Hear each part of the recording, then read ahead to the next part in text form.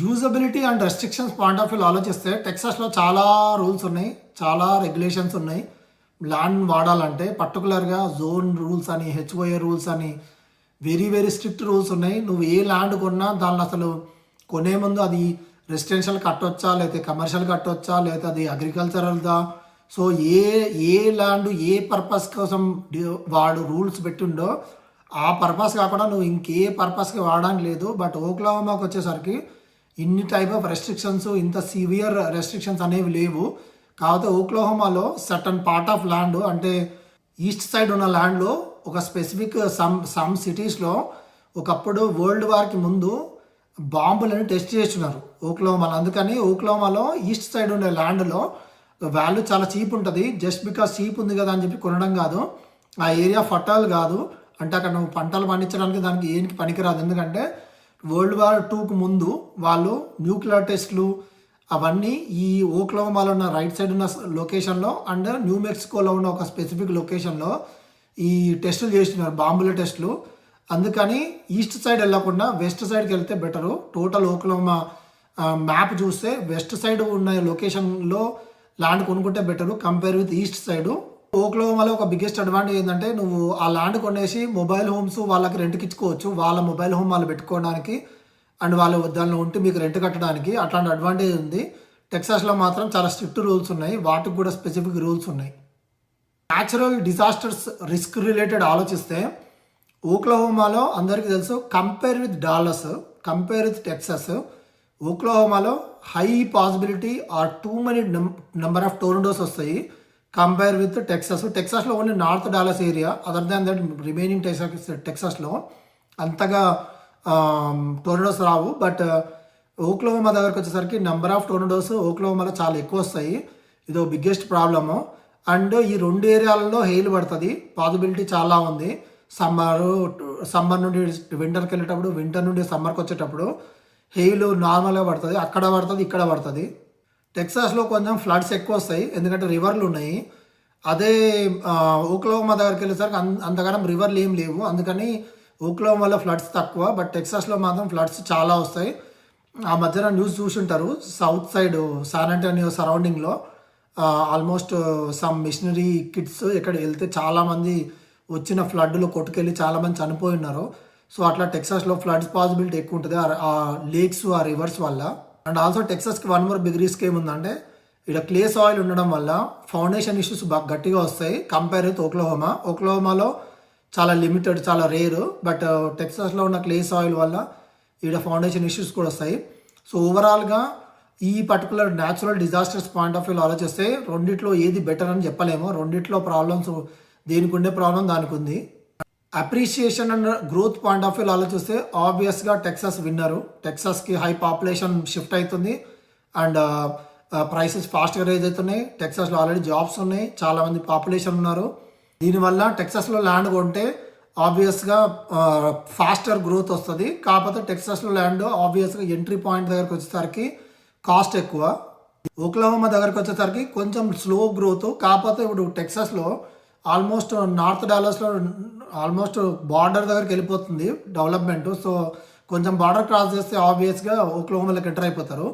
కాకపోతే as of now ఓక్లహోమాలో land చాలా cheap and incoming flow of population కొంచెం వస్తుంది. బట్ టెక్సాస్కి వచ్చినంత పాపులేషన్ అయితే రావట్లేదు, బట్ కొంచెం అయితే వస్తుంది.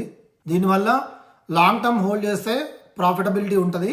కాకపోతే ఇది చీపర్ ఎంట్రీ కాబట్టి ఈజీగా ఎంటర్ అవ్వచ్చు, ఎవరైనా కొనే పాసిబిలిటీ ఉంది ల్యాండ్. సో ఎవరు ఎక్కడ కొంటే బెటర్ అంటే ఎవరి దగ్గర అయితే మనీ ఉన్నాయో, స్ట్రాంగ్గా క్యాష్ ఫ్లో ఉండి మనకి ఫాస్ట్ అప్రిషియేషన్ కావాలి అనుకుంటారో వాళ్ళు టెక్సాస్లో కొనండి.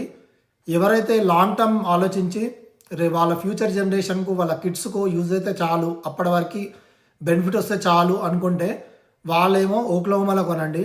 అండ్ తక్కువ మనీ బట్ లాంగ్ రన్నింగ్లో గ్రోత్ వస్తుంది. టెక్సాస్లో అయితేనేమో ఫాస్టర్ అప్రిషియేషన్ ఉంటుంది. ఇంకొక బిగ్గెస్ట్ మిస్టేక్ అందరు అనుకునేది ఏంటంటే టెక్సాస్లో స్టేట్ ట్యాక్స్ ఉండదు కాబట్టి చీపరు అని అనుకుంటారు. కానీ మీరు కట్టే ప్రాపర్టీ ట్యాక్స్ మీద ఆ పర్టికులర్ స్టేట్ ఇన్కమ్ ట్యాక్స్ మొత్తం లాగుతాడు. సో టెక్సాస్లో ల్యాండ్ చీప్ ఏం కాదు. సో ఫైనల్గా నేను చెప్పాల్సింది ఏంటంటే అండ్ ఇన్వెస్ట్మెంట్ గ్రోత్ కావాలంటే టెక్సాస్ని చూస్ చేయండి. అఫోర్డబిలిటీ అండ్ సేఫ్టీ కావాలంటే ఓక్లహోమా. పీస్ ఆఫ్ మైండ్ కావాలి, మనకి పెద్ద హెడేక్లు వద్దు అనుకున్నా కూడా ఓక్లహోమాకి వెళ్ళడం బెటరు.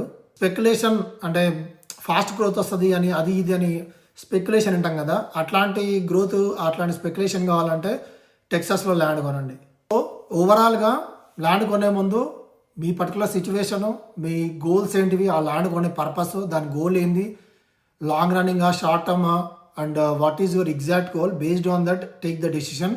ఐ హోప్ అంత ఇన్ఫర్మేషన్ క్లియర్గా ఇచ్చిన అనుకుంటా. So if you have any questions, message me or comment in the YouTube video or maybe message me in the Instagram. Thank you. See you in the next video.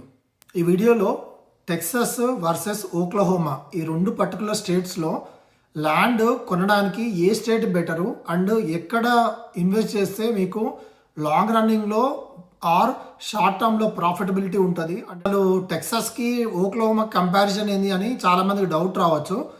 ఎందుకంటే నేను ఈ రెండింటిని ఎందుకు compare చేస్తున్నా అంటే, టెక్సాస్ ఆల్మోస్ట్ నార్త్ డాలస్ ఏరియాకి వస్తే, Dallas ఏరియాలో మనోళ్ళు ఆల్మోస్ట్ క్లోజ్ టు యానా అనే సిటీ వరకు వెళ్ళిపోయారు. యానా అనే సిటీ దగ్గరికి నుంచి Oklahoma border hardly 30 miles. So that means close to Oklahoma బార్డర్కి వచ్చేసింది. And some investors right now టెక్సాస్లో కొనకుండా బార్డర్ అవతల ఓక్లహోమాలో కూడా కొంటున్నారు. ఎందుకంటే అక్కడ ప్రాపర్టీ ట్యాక్స్ టెక్సస్ కంటే చాలా తక్కువ అండ్ ల్యాండ్ కాస్ట్ టెక్సస్ కంటే చాలా తక్కువ. సో అందుకు నేను టెక్సస్ని ఓక్లహోమాని కంపేర్ చేసి చెప్తున్నా. ఈ పర్టికులర్ కంపారిజన్లో మనం కాస్ట్ని కంపేర్ చేద్దాం అండ్ ప్రాపర్టీ ట్యాక్స్ని కంపేర్ చేద్దాం and valuation and also risk ఏముంది అండ్ ఫ్యూచర్ ప్రాఫిటబిలిటీ, లాంగ్ రన్నింగ్లో హోల్డ్ చేసిన తర్వాత దాన్ని సెల్ చేస్తే ఒకవేళ ఎంతవరకు ప్రాఫిటబిలిటీ ఉంటుంది ఈ రెండు పర్టికులర్ స్టేట్స్లో. ల్యాండ్ ప్రైస్ దగ్గరకు వచ్చేసరికి ల్యాండ్ ప్రైసెస్లో చాలా హ్యూజ్ డిఫరెన్స్ ఉంది. టెక్సాస్లో కంపేర్ చేస్తే ఓక్లహోమాకి, టెక్సాస్లో ఆబ్వియస్గా ల్యాండ్ చాలా ఎక్స్పెన్సివ్, ఎస్పెషల్లీ దీనిలో జాబ్స్ ఉన్నాయి, పెట్రోలియం జాబ్స్ ఉన్నాయి. సౌత్ సైడ్ వెళ్తే నార్త్ సైడ్ ఐటీ జాబ్స్ ఉన్నాయి, ఆస్టిన్లో ఐటీ జాబ్స్ ఉన్నాయి, హ్యూస్టన్లో ఐటీ జాబ్స్ ఉన్నాయి, హ్యూస్టన్, శాన్ ఆంటోనియో, ఆస్టిన్ ఏరియాలో పెట్రోలియం జాబ్స్ ఉన్నాయి. అండ్ ఈ పర్టికులర్ స్టేట్లో టెక్సాస్కి నుండి యూఎస్కి వచ్చే జీడిపి కూడా చాలా ఎక్కువ. సో అండ్ టెక్సాస్కి ఇన్కమింగ్ ఫ్లో అంటే incoming Tropic of people from different states after Covid చాలా హెవీగా అయ్యింది. సో అందుకు ఇన్కమింగ్ పాపులేషన్ వస్తుంది. సో అందుకు ల్యాండ్కి డిమాండ్ కూడా చాలా ఎక్కువ ఉంది. అందువల్ల Texas land very expensive. Even ఈ మేజర్ సిటీ ఏరియాలో ఉన్న ల్యాండే కాకుండా టెక్సాస్ నుండి బయటకు వెళ్ళినా రూరల్ ఏరియాలలోకి వెళ్ళినా కూడా ల్యాండ్ చాలా ఎక్స్పెన్సివ్ ఉంది. ఎందుకంటే మోస్ట్ రీసెంట్ టైంలో ఆల్మోస్ట్ చాలా కంపెనీస్ డేటా సెంటర్స్ని బిల్డ్ చేయడానికి ట్రై చేస్తున్నాయి కదా. ఆ డేటా సెంటర్స్ ఎక్కడ బిల్డ్ చేయాలి అని ఆలోచిస్తే మొత్తం వాళ్ళు మేజర్గా అవుట్ సైడ్ ద సిటీస్, అంటే మన Dallas, Austin, Houston, San Antonio major cities కాకుండా బయటకు వెళ్ళి చీపెస్ట్ ల్యాండ్ ఎక్కడ ఉందో అక్కడికి వెళ్ళి కొనేసి అక్కడ వీళ్ళు ఈ డేటా సెంటర్స్ని అనేది బిల్డ్ చేస్తున్నారు. మోస్ట్ రీసెంట్ టైంలో డాలస్ ఏరియా, డాలస్ సబర్బ్స్లో ఉన్న కొంచెం దూరం ఉన్న రూరల్ ఏరియాస్లో చాలా డేటా సెంటర్స్కి ల్యాండ్ కొన్నారు కంపెనీస్. సో దీనివల్ల టెక్సాస్లో ఈవెన్ రూరల్ అవుట్ సైడ్కి వెళ్ళినా కూడా ల్యాండ్ కాస్ట్ స్లోగా రేజ్ అయిపోతూ ఉంది. సో ఓక్లహోమా సైడ్ వచ్చేసరికి టెక్సాస్తో కంపేర్ చేస్తే ఆల్మోస్ట్ 30% to 50% డౌన్ రేట్ ఉంది ఓక్లహోమాలో.